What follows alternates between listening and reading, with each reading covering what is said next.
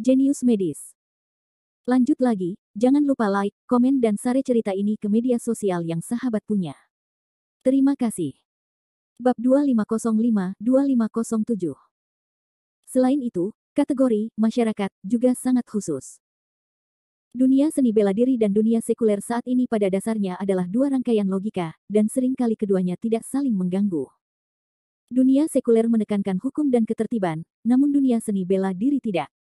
Bagaimana kita bisa menyeimbangkan kedua tatanan ini? Terakhir, ancaman.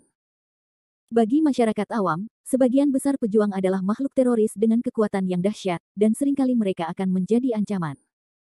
Namun sebaliknya, ketika masyarakat biasa berada dalam bahaya, pejuang dapat melindungi mereka dengan lebih baik. Hal ini juga berlaku di dunia seni bela diri, dan gerbang Jiuxiao. Ini berlaku untuk banyak situasi. Mereka tidak terkejut dengan instruksi Dai Chong. Bagaimanapun, saat ini bukan lagi dunia di mana seni bela diri berjaya. Ada banyak batasan. Baik itu untuk melindungi tatanan dunia sekuler atau tatanan dunia seni bela diri, beberapa ancaman harus dihilangkan. Jericho Lee tidak peduli. Dia tidak menyukai aturan, tapi terkadang aturan itu harus ada.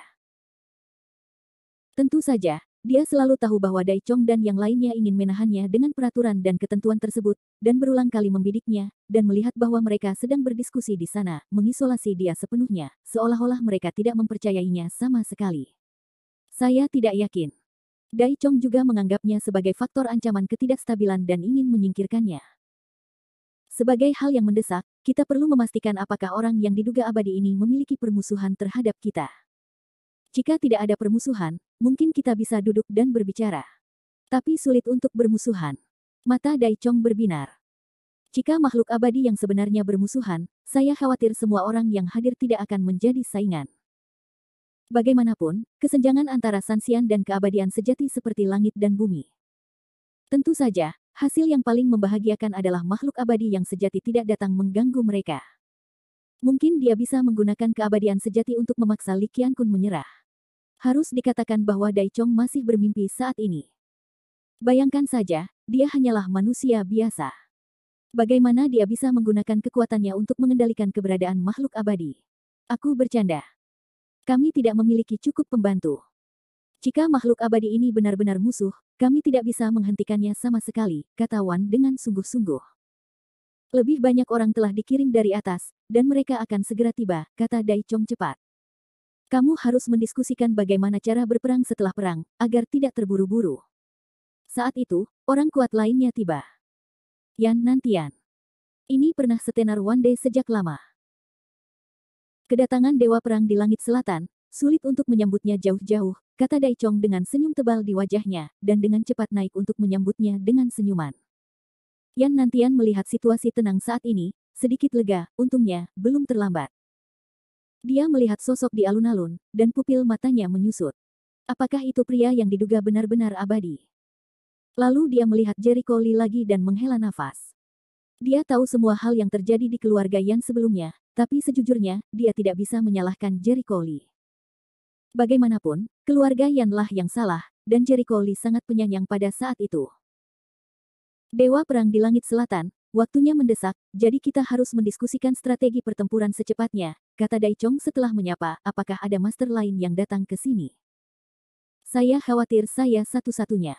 Orang lain tidak bisa datang ke sini untuk sementara waktu. Saya kebetulan berada di dekatnya, jadi saya bisa datang, jawab Yan Nantian tanpa daya. Yah, itu sudah cukup. Dai Chong berpikir, dengan begitu banyak orang kuat di pihak Yanan, bahkan jika dia tidak bisa membunuh Zheng Xian, dia bisa bertarung secara setara. Semua orang berkumpul untuk mendiskusikan bagaimana cara berperang setelah mereka berasumsi bahwa mereka akan membalikkan wajah mereka. Maka mereka harus bertarung. Anehnya, ketika Lin Chen mengusulkan agar Jericho Lee bergabung dalam pertempuran, Dai Chong menolak keras. Tak jauh dari situ, Guan Zilong memperhatikan pergerakan mereka dengan cermat. Dia samar-samar mendengar bahwa mereka memanggil Li Qiankun ketika mereka bertengkar. Dia sepertinya memahami sesuatu. Dia tiba-tiba berkata, sekelompok orang yang berpikiran sempit. Karena mereka ingin bertarung dengan Zheng Xian, mereka dapat mengisolasi Anda dari Li Shao. Dalam menghadapi musuh, saya bahkan peduli dengan dendam pribadi. Dai Chong ini benar-benar tidak ada apa-apa. Guan Sun secara alami mendengarnya, dan dia diam-diam melampiaskan amarahnya kepada Peng Laosu. Tebak apa? Peng Laosu bahkan berkata bahwa inilah yang dimaksud kepala Dai. Bukankah sudah jelas Jericho Lee terisolasi? Bukan kamu yang diasingkan. Kenapa kamu begitu marah? Jericho Lee senang melihatnya. Kami tidak tahan dengan sasaran mereka pada Li Sao kamu. Sudah jelas bahwa Li Sao kamu telah melakukan begitu banyak hal untuk mereka sebelumnya, dengus Guan Zilong. Di masa lalu, Jericho Lee banyak berjasa membantu negara, terutama di kompetisi bela diri internasional. Jika bukan karena dia, Huaxia akan tersingkir, belum lagi juara dan runner-up. Sekarang orang-orang ini berpura-pura amnesia satu persatu, ekspresi Jericho Lee tenang, tidak lebih dari sekelompok barang yang merasa benar sendiri.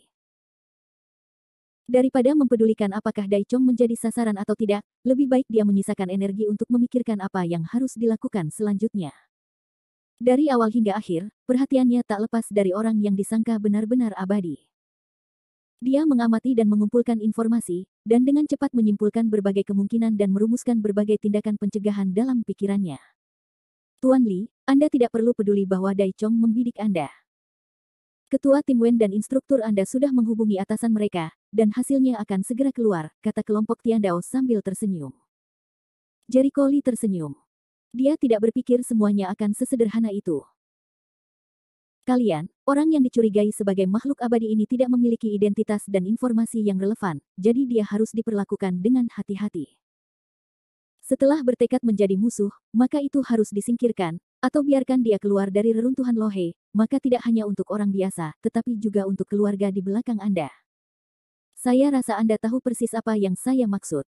Dai Chong bukanlah seorang yang khawatir. Jika yang abadi adalah seorang teman, tidak apa-apa. Tapi kalau dia musuh, itu bencana.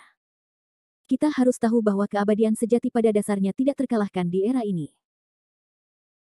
Dai Huaqiang dengan cepat menggema, menurut apa yang dikatakan instruktur geng tadi, tampaknya iblis ular yang dibesarkan oleh orang yang dicurigai sebagai makhluk abadi ini telah bertarung dengan instruktur geng, jadi kebanyakan dari mereka akan menjadi musuh, jadi kamu harus bersiaplah untuk kemungkinan terburuk. Rencana terburuknya adalah menghentikan makhluk abadi meskipun dia tidak memiliki kartu. Tapi bukankah mudah untuk melakukan hal itu? Bab 2506. Dai Chong melihat panorama wajah dan reaksi orang-orang, dan berkata dengan suara, saya tahu sangat sulit menghadapi orang ini, tapi saya tetap tidak bisa membiarkan dia pergi. Bunuh dia dengan cara apapun. Terserah Anda lalu. Bunuh dia bagaimanapun caranya. Mendengar ini, mereka tidak dapat menahan diri untuk tidak saling memandang dan tertawa getir. Dengan orang-orang ini, adalah mimpi untuk membunuh makhluk abadi. Kecuali jika orang yang dicurigai sebagai makhluk abadi itu palsu, maka boleh saja berlatih. Tuan Dai, dengan segala hormat, apakah Anda benar-benar tahu apa arti keabadian yang sebenarnya? Wan Sout memandang Dai Chong dan menghela nafas, keabadian sejati adalah alam yang telah diakui oleh langit dan bumi. Ini sama sekali bukan konsep bagi kita manusia. Yang ingin kamu bunuh bukanlah manusia, tapi makhluk abadi. Biarkan mereka berurusan dengan beberapa makhluk abadi yang tersebar. Tidak mungkin untuk mengatakan bahwa mereka masih dalam kemampuan mereka untuk menghadapi makhluk abadi yang nyata. Sungguh luar biasa. Tuan Dai, saya harus mengingatkan Anda bahwa makhluk abadi ini dapat merobek kehampaan dengan cara yang dapat dibayangkan orang. Saya khawatir hal-hal yang dia injak tidak biasa. Kita harus memusatkan seluruh kekuatan kita untuk melawan musuh. Jika Li Qiankun bergabung dengan kami, kemungkinan suksesnya akan lebih tinggi. Peng Laosu punya satu hal yang ingin diingatkan. Kemungkinan keberhasilannya akan lebih tinggi, tetapi tidak pasti seberapa besar. Lin Chen juga berpikir dalam-dalam tetapi mengangguk, itu benar. Sekarang situasinya istimewa. Tidak peduli konflik apa yang pernah terjadi antara Tuan Dai dan Tuan Li Qiankun sebelumnya, situasi secara keseluruhan tetaplah yang paling penting. Jika tidak, penyelidikan akan terhenti, dan menurut saya Tuan Dai juga harus disalahkan. Dia juga mengingatkan Dai Chong untuk membedakan antara publik dan swasta. Setiap orang dapat melihat bahwa Li Qiankun memiliki kekuatan yang luar biasa. Dengan penolong yang begitu kuat, kemungkinan sukses akan jauh lebih tinggi, karena sungguh bodoh meninggalkan orang kuat seperti itu dengan sedikit kebencian pribadi. Gengzi Jue di satu sisi diam, karena kalah dari Li Qiankun, dia benar-benar marah. Sebelum Dai Chong berbicara, Dai Huaqiang tidak sabar untuk melompat keluar dan mengertakkan gigi dan berkata, kamu juga berpikir banyak dari dia. Apa yang bisa dia lakukan dengannya? Dengan nasihat Gong Taiking di belakangnya, dia sama sekali tidak menyukai Jericho Lee. Bahkan jika dia tahu bahwa perilakunya sama saja dengan membalas dendam pada dirinya sendiri, dia tidak peduli. Jangan kamu tahu bahwa dia menang melawan kepala Borlin dan kepala Borgeng. Dengan sepatah kata dari Wande, Dai Huaqiang terdiam. Ketika Yan Nantian mendengar ini, dia cukup terkejut karena Li Qiankun telah mengalahkan Geng Zijue dan Lin Chen. Kekuatan ini terlalu buruk. Wajah Dai Huaqiang berbinar, dan kemudian dia menemukan pepatah baru, kekuatannya sangat kuat, tetapi dia dan kita tidak berada di perahu yang sama. Berhati-hatilah agar dia menghitungnya. Setelah mendengar ini, Peng Laosu merasa itu terlalu tidak masuk akal. Jika dia tidak setuju, dia tidak akan setuju. Apa gunanya memercikkan air kotor begitu saja? Dai Huaqiang, perhatikan kata-katamu. Kamu mungkin tidak setuju dengan Li Qiankun untuk bergabung dengan tim, tapi setidaknya jangan memfitnah orang lain. Bukan hanya citra pribadimu yang akan rusak. Lin Chen memberikan peringatan dingin. Apakah aku salah? Dia tidak bersama kita. Kita tidak bisa mempercayainya sama sekali. Dai Huaqiang bersikeras bahwa idenya benar dan menolak mengakui kesalahannya. Jangan bersuara. Dai Chong menyela perdebatan itu. Pedang ular hijau putih masih ada di tangannya. Jika dia benar-benar ingin satukam dengan lelaki besar itu, dia seharusnya sudah menyerahkannya sejak lama. Ingin mewarisi keabadian sejati. Sekarang kemungkinan besar dia akan berada di perahu yang sama dengan keabadian sejati yang tiba-tiba keluar. Jadi, Anda dapat yakin bahwa dia akan bergabung dengan kam Anda sendiri. Jelas bahwa Dai Chong tahu caranya untuk memanfaatkan suatu titik untuk menyihir orang. Sama seperti Gang Jing, dia menggunakan kaca pembesar untuk menemukan celah dalam perkataan orang lain, lalu mengambil celah tersebut untuk memperbesar dan mengobrol tanpa henti. Semua orang mengerutkan kening mendengar kata-kata itu.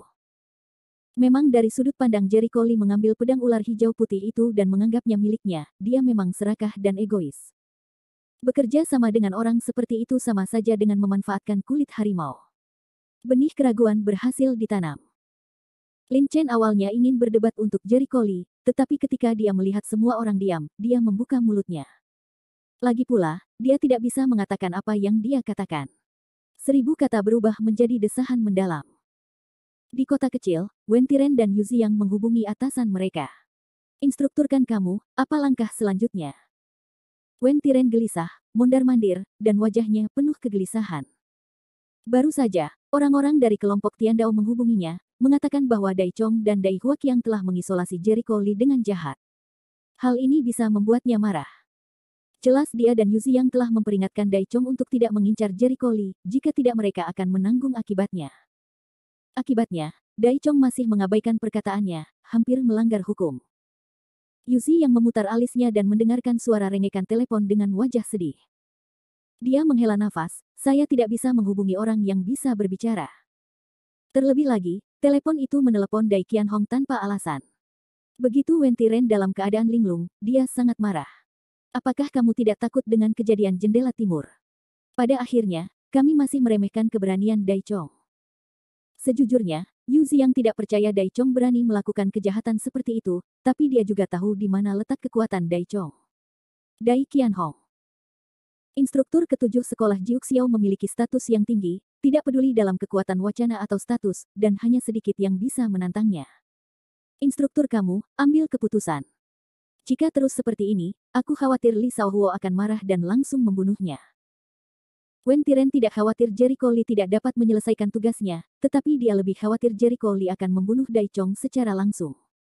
Lagi pula, dia dan Jericho Lee sudah saling kenal sejak lama. Dia tahu betul sifat Jericho Lee. Sambil menarik napas dalam-dalam, dia mengangkat telepon lagi dan memutar serangkaian nomor. Rencana hari ini adalah membiarkan Situ Manlong keluar. Dia pergi mengundang para tetua itu. Itu akan berhasil. Di antara instruktur gerbang Jiuxiao sebelumnya, beberapa dari mereka masih hidup, dan beberapa lebih tua dari Dai Qianhong. Mereka benar-benar dapat menahan Dai Qianhong. Yan Nantian, Dewa Perang Nantian, Wan Dangde, Dewa Perang Wude, Lin Chen, instruktur Jiuxiaomen saat ini, Viscount Geng, leluhur keluarga Peng, dan Peng Laoqi, mantan instruktur Jiuxiaomen. Sebanyak 6 orang kuat, kekuatannya setidaknya setengah abadi, pada dasarnya mewakili tingkat kekuatan kelompok orang teratas di dunia seni bela diri saat ini. Setelah mengumpulkan 6 orang ini, Dai Chong menjadi sangat percaya diri dan merasa bahwa dia tidak membutuhkan Li Qiankun untuk bergabung dengannya sama sekali. Tidak ada yang mengatakan bahwa dia akan memenangkan musuh. Segera, Dai Chong maju ke alam abadi, di mana dia bisa melihatnya. Dia menangis dari kejauhan, di mana Yang Mulia. Karena telah menjadi abadi, mengapa ia harus muncul di reruntuhan Sungai Lohe? Bab 2507. Siapa kamu? Pria itu menatap Dai Chong, seolah sedang melihat seekor semut. Dari segi kekuatan, Dai Chong juga merupakan semut mol. Dai Chong sangat kesal dengan nada bicara pihak lain, tapi dia masih dalam tahap awal percakapan, dan tidak cocok untuk menyerah. Saya, Dai Chong, ayah saya, Dai Qianhong, pernah menjadi instruktur gerbang Jiuxiao. Perkenalan diri Dai Chong menyoroti bagian kedua dari bagian ini, karena namanya tidak berarti di dunia seni bela diri, tetapi Dai Qianhong belum tentu demikian. Tidak ada seorang pun, namun, di telinga masing-masing, apakah Dai Chong sendiri atau Dai Qianhong, tidak pernah terdengar. Saya belum pernah mendengarnya, jadi langsung tergolong peran kecil. Kamu. Dai Chong hampir melompat karena marah. Dia puas dengan nama Dai Qianhong di surat kabar. Akibatnya, orang-orang belum pernah mendengar tentang dia.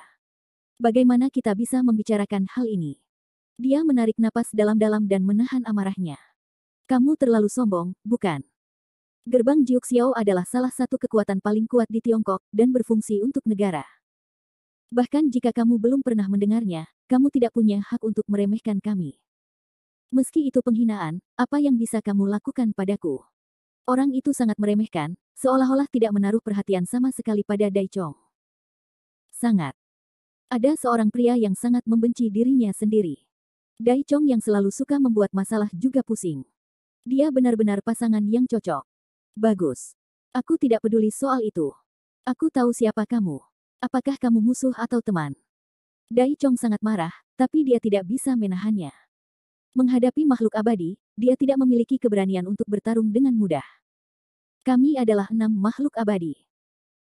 Sedangkan bagi Anda tidak memenuhi syarat untuk menjadi saudara bersama kami, katanya, dengan ekspresi bangga dan jijik yang kuat di wajah satu sama lain, seolah-olah semua orang di sini tidak layak disebutkan di matanya. Mereka bahkan lebih tidak berarti daripada debu. 6 abadi. Judul ini, di hadapan banyak orang saling memandang. Sejujurnya, mereka belum pernah mendengar nama ini, tetapi mereka tidak mempertanyakannya karena meskipun tidak banyak orang yang telah mencapai tingkat keabadian sejati di zaman kuno dan modern, mereka masih mengumpulkan banyak, dan kebanyakan dari mereka terlupakan dalam debu sejarah. Lagi pula, hanya sedikit orang yang bisa terkenal dalam sejarah. Jericho Lee menatap pria yang mengaku sebagai 6 makhluk abadi, dan matanya memancarkan sinar pantulan. Saya tidak tahu kenapa. Setelah mengamati dalam waktu yang lama, untuk sesaat, dia mengira itu adalah ilusinya sendiri, tetapi setelah sekian lama, rasa keakraban tidak mereda, tetapi menjadi semakin dalam. Hal ini membuatnya sangat bingung. Ini adalah pertama kalinya dia bertemu pria ini. Dari mana dia mendapatkan rasa keakraban? Yang Mulia berarti Anda adalah musuh tetapi bukan teman. Wajah Dai Chong merosot. Jika dia adalah musuh, meskipun ada banyak orang di sisinya, dia akan memiliki peluang bagus untuk menang, tapi dia harus membayar harga tertentu. Kamu dan semut mol lainnya setara dengan yang abadi. Implikasinya adalah menyerah atau mati. Banyak orang mengubah wajah mereka ketika mengatakan ini. Mereka tidak menyangka bahwa keenam makhluk abadi itu begitu sulit untuk diucapkan. Ya. Karena kamu bertekad untuk menjadi musuh kami, jangan salahkan kami karena bersikap kasar. Dai Chonghuo tidak bisa menahan amarahnya lagi. Tunggu semut, beri kamu pilihan, menyerah sekarang, atau makhluk abadi ini akan membunuhmu. 6 makhluk abadi memberikan ultimatum. Tuannya perkasa. Setan ular itu menyaksikan kegembiraan itu, tetapi menurutnya itu tidak terlalu besar, lalu dia meraung dan berteriak. Dikatakan bahwa iblis ular telah mencapai tingkat keabadian yang sebenarnya sebelum dia mati, tetapi sekarang dia telah kehilangan tubuhnya selama bertahun-tahun, dan telah disegel selama bertahun-tahun, dan kekuatannya hampir hilang.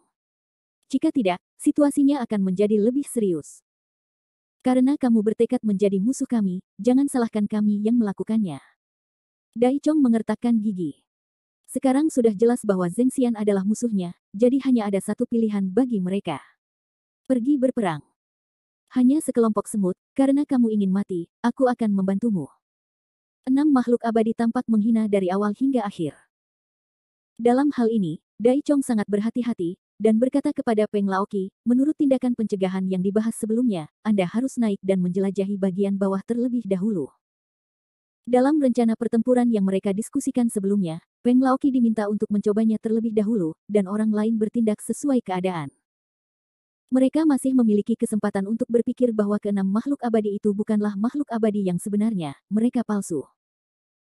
Peng Laoki telah dikejutkan oleh kekuatan kuat Li Qiankun di perjamuan klan iblis sebelumnya, tetapi dia dipukul dengan keras dan tidak tenang selama beberapa hari.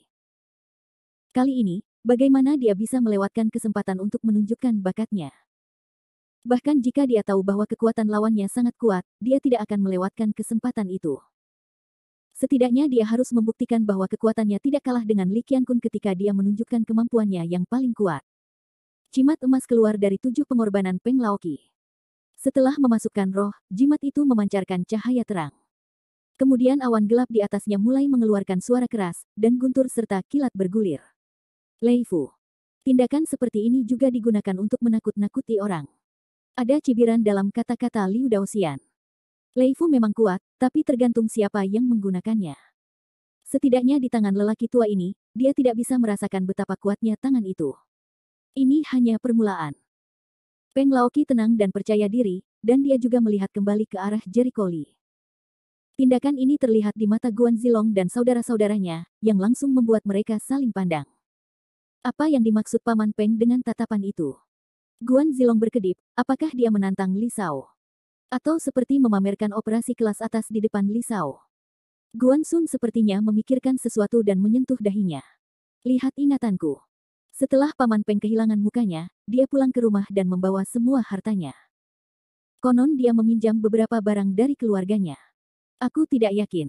Tidak, Peng Laoki tidak yakin setelah kehilangan muka itu malam.